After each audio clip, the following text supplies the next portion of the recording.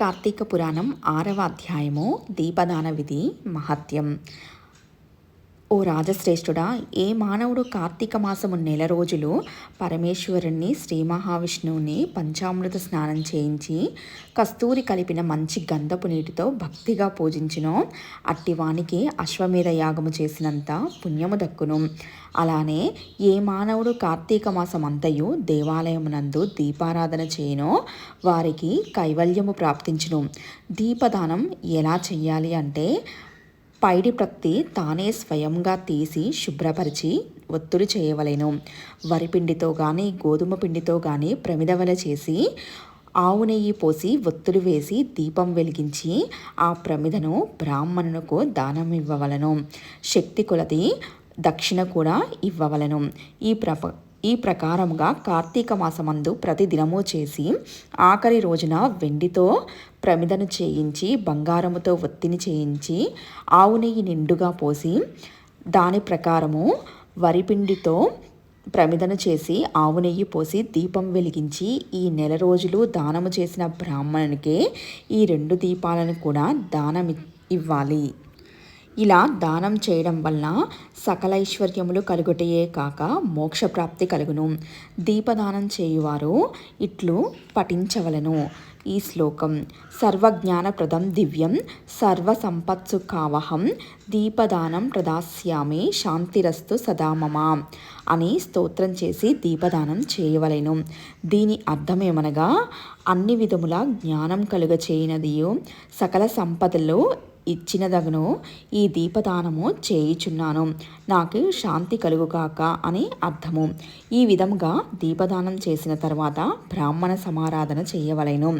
శక్తి లేని ఎడల 10 మంది బ్రాహ్మణులకైనను భోజనం పెట్టి దక్షిణ తాంబూలములు ఇవ్వవలెను. ఈ విధంగా పురుషులు కానీ స్త్రీలు కానీ ఏ ఒక్కరూ చేసినను సిరి సంపదలు, విద్యాభివృద్ధి, ఆయురారోగ్యాలు కలిగి సుఖ సంతోషాలతో వర్ధిల్లుతారు. దీనిని గురించి ఒక ఇతిహాసం కలదు, దానిని ఇప్పుడు వివరిస్తాను, వినుము అని వశిష్ఠుల వారు జనక మహారాజుతో ఈ విధముగా చెప్పసాగెను. లబ్ధ వితంతువు స్వర్గమునకు వెళ్ళుట. పూర్వకాలమున ద్రవిడ దేశమునందు ఒక గ్రామము, అందులో ఒక స్త్రీ కలదు. ఆమెకి పెళ్ళి అయిన కొద్ది కాలమునకే భర్త చనిపోయిను. సంతానము కానీ ఆఖరికి బంధువులు కానీ లేరు. అందుచే ఆమె ఇతరుల ఇండ్లల్లో దాసి పని చేయుచు అక్కడనే భుజించుచు ఒకవేళ వారి సంతోషము కొలది ఏమైనా వస్తువులిచ్చినా ఎడల ఆ వస్తువులను ఇతరులకు హెచ్చు ధరకు అమ్ముకొనుచు ఆ విధంగా తన వద్ద పోగైన సొమ్మును వడ్డీలకు ఇచ్చి మరింత డబ్బును కూడబెట్టుకొనుచు దొంగలు దొంగిలించి తీసుకువచ్చిన వస్తువులను తక్కువ ధరకు కొని ఇతరులకు ఎక్కువ ధరకు అమ్ముతూ ఉండేది. సొమ్ము కూడబెట్టుకుంటూ ఉండేది. ఈ విధముగా కూడబెట్టిన ధనమును వడ్డీలకిస్తూ శ్రీమంతుల ఇండ్లల్లో దాసీ పనులు చేస్తూ తన మాటలతో వారిని మంచి చేసుకుని జీవిస్తూ ఉండేది. ఎంత సంపాదించిననేమి ఆమె ఒక్క దినమున కూడా ఉపవాసము కానీ దేవుణ్ణి మనసారా ధ్యానించుట కానీ చేసి ఎరుగదు. పైగా వ్రతములు చేసేవారిని, తీర్థయాత్రలకు వెళ్ళేవారిని చూసి అవహేళన చేసి ఏ ఒక్క భిక్షగానికి కానీ పిడికెడు బియ్యము పెట్టక తాను తినక ధనమును ప్రతిరోజు కూడబెట్టుతూ ఉండేది. అలా కొంతకాలము జరిగెను. ఒక రోజున ఒక బ్రాహ్మణుడు శ్రీరంగంలోని శ్రీరంగనాయకులను సేవించుటకు బయలుదేరి మార్గమధ్యమున ఈ స్త్రీ ఉన్న గ్రామమునకు వచ్చి ఆ దినమున అక్కడొక సత్రములో మజిలీ చేసెను. అతడు ఆ గ్రామములోని మంచి చెడ్డలను తెలుసుకుని ఆ పిసినారి స్త్రీ సంగతి కూడా తెలుసుకుని ఆమె దగ్గరకు వెళ్ళి, అమ్మా, నా హితవచనము ఆలకింపుము, నీకు కోపము వచ్చినా సరే నేను చెప్తున్న మాటలను వినుము. మన శరీరములు శాశ్వతము కావు, నీటి బుడగల వంటివి. ఏ క్షణములో మృత్యువు మనల్ని తీసుకొని పోవునో ఎవ్వరూ చెప్పలేరు.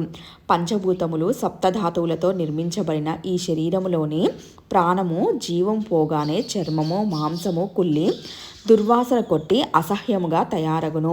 అటువంటి ఈ శరీరాన్ని నీవు నిత్యమని భ్రమిస్తున్నావు. ఇది అజ్ఞానముతో కూడిన దురాలోచన తల్లి. నీవు బాగా ఆలోచించుకొనుము. అగ్నిని చూసి మిడత దానిని తినేద్దామని భ్రమించి దగ్గరికి వెళ్ళి భస్మమగుచున్నది. అలానే మానవుడు కూడా ఈ తనువు శాశ్వతమని నమ్మి అంధకారములో ఉండి నశిస్తున్నాడు. కాన నా మాటలు ఆలకించి నీవు తినక ఇతరులకు పెట్టక అన్యాయంగా ఆర్జించిన ధనము ఇప్పుడైనా పేదలకు దాన ధర్మములు చేసి పుణ్యమును సంపాదించుకొనుము. ప్రతిదినము శ్రీమన్నారాయణుని స్మరించి వ్రతాధికములు చేసి మోక్షము పొందుము. నీ పాప పరిహారార్థముగా వచ్చే కార్తీక మాసమంతయు ప్రాతకాలమున నదీ స్నానమాచరించి దాన ధర్మములు చేసి బ్రాహ్మణులకు భోజనము పెట్టినచో వచ్చే జన్మలో నీవు పుణ్యవతివై సకల సౌభాగ్యములు పొందగలవని ఉపదేశము చేసెను.